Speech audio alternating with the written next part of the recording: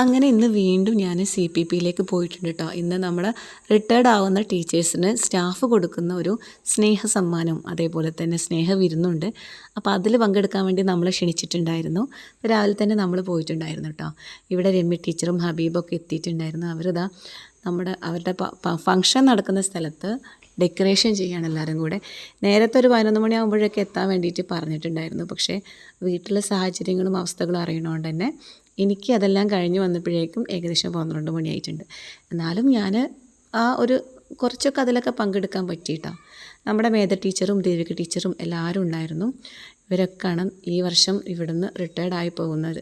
ലത ചേച്ചി, mini teacher, Ancy teacher, എൻ്റെ പ്രിയപ്പെട്ട ടീച്ചേഴ്സായിട്ട് ആൻസി ടീച്ചറും ഗോയൽ സാറും ഒക്കെ, സുനി ടീച്ചർ, ഷീന ടീച്ചർ, അതേപോലെ തന്നെ മിനി ടീച്ചർ, ഇവർ ഇത്രയും പേരാണ് ഈ വർഷം നമ്മുടെ സ്കൂളിൽ നിന്ന് റിട്ടയർഡ് ആവുന്നത്.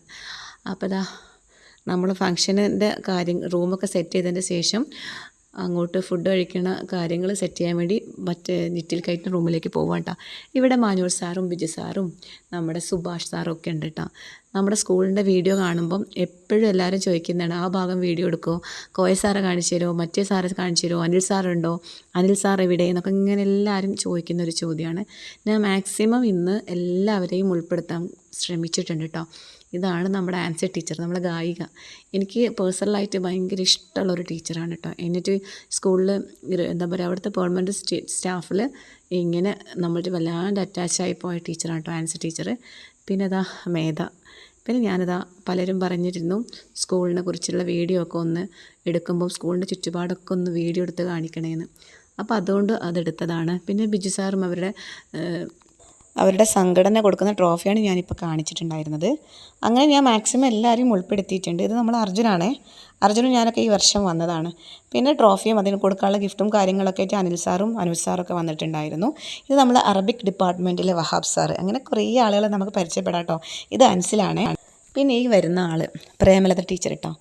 എന്താ ടീച്ചറെ കുറിച്ച് പറയേണ്ടത് എനിക്കറിയില്ല. അത്രത്തോളം എനർജറ്റിക് ആയിട്ട് ഞങ്ങളെ കൂടെ കട്ടൊക്കെ നിന്ന ടീച്ചറാണ് കേട്ടോ. ആ ടീച്ചർ ഒരിക്കലും നമുക്ക് മറക്കാൻ പറ്റില്ല.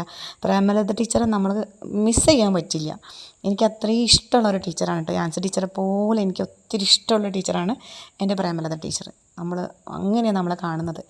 പിന്നെ നമ്മുടെ സ്കൂളിൻ്റെ വീഡിയോ ഒക്കെ എടുക്കണം എന്ന് പറഞ്ഞതുകൊണ്ട് തന്നെ ഞാൻ ജസ്റ്റ് ഇങ്ങനെ എൻ്റെ ഈ ഫോണിൽ എടുക്കാൻ പറ്റുന്ന രീതിയിൽ വീഡിയോ എടുത്തിട്ടുണ്ട് കേട്ടോ.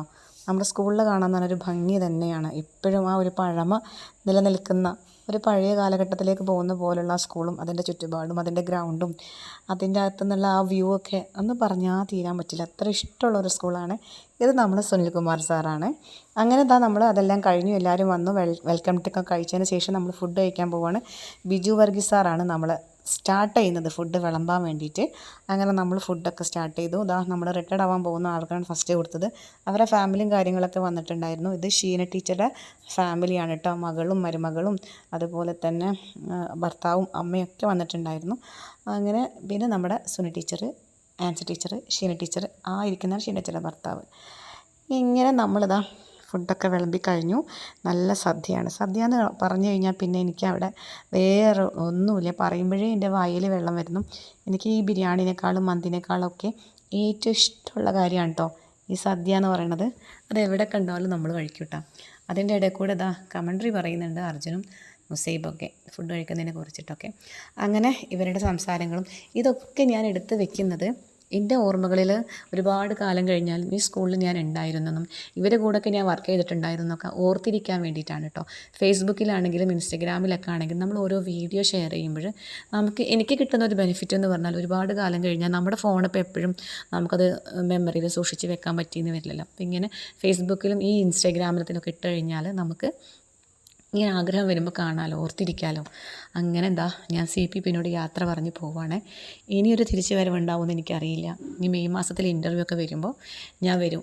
അപ്പോൾ നമുക്ക് വീണ്ടും കാണാം. ഇതേപോലെ ഇതിൻ്റെ ഇടയിൽ വേറെ ഏതെങ്കിലും വീഡിയോ ഇട്ടാലും നിങ്ങൾ ഷെയർ ചെയ്യാനും എന്നെ സപ്പോർട്ട് ചെയ്യാനും മറക്കരുത് കേട്ടോ.